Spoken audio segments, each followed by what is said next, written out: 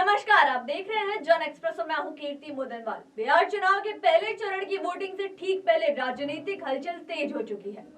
चुनावी रणभूमि में हर दल पूरी ताकत झोंक रहा है और इसी बीच महागठबंधन के सीएम उम्मीदवार तेजस्वी यादव ने आज बड़ा दांव खेल दिया है।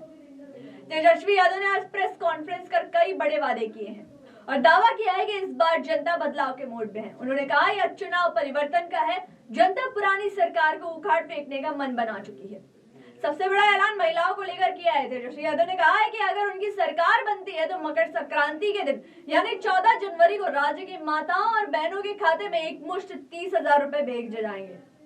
उन्होंने इसे माई बहन मान योजना का मान देते हुए वादा किया है कि महिलाओं को सम्मान, सुरक्षा और आर्थिक सशक्तिकरण दिया जाएगा। इतना ही नहीं, उन्होंने जीविका दीदियों को भी बड़ी सौगात देने का ऐलान किया है। तेजस्वी ने कहा कि जीविका समूह में काम करने वाली दीदियों का शोषण हुआ है, उन्हें उनका हक नहीं मिला। सरकार बनने पर जीविका कम्युनिटी मोबिलाइजर्स को स्थायी किया जाएगा, 30,000 रुपए मानदेय दिया जाएगा और साथ ही 2,000 रुपए प्रतिमाह कैडर भत्ते का भी वादा किया है। इसके अलावा 5 लाख रुपए का बीमा और कर्ज पर ब्याज की माफी की भी घोषणा की गई है।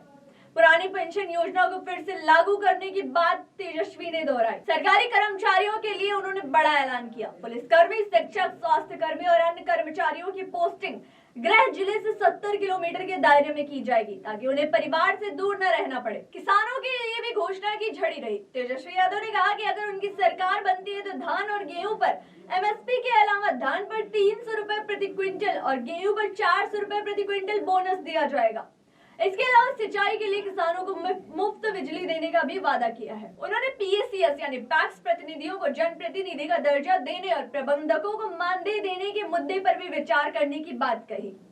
तेजस्वी ने बीजेपी पर भी तीखे प्रहार किए और कहा कि बीजेपी ने अब तक कोई काम नहीं किया, जो करना चाहता है उसे भी नहीं करने दे रहे हैं। आपको बता दें कि बिहार विधानसभा चुनाव के पहले चरण में 121 सीटों पर 6 नवंबर को मतदान होना है।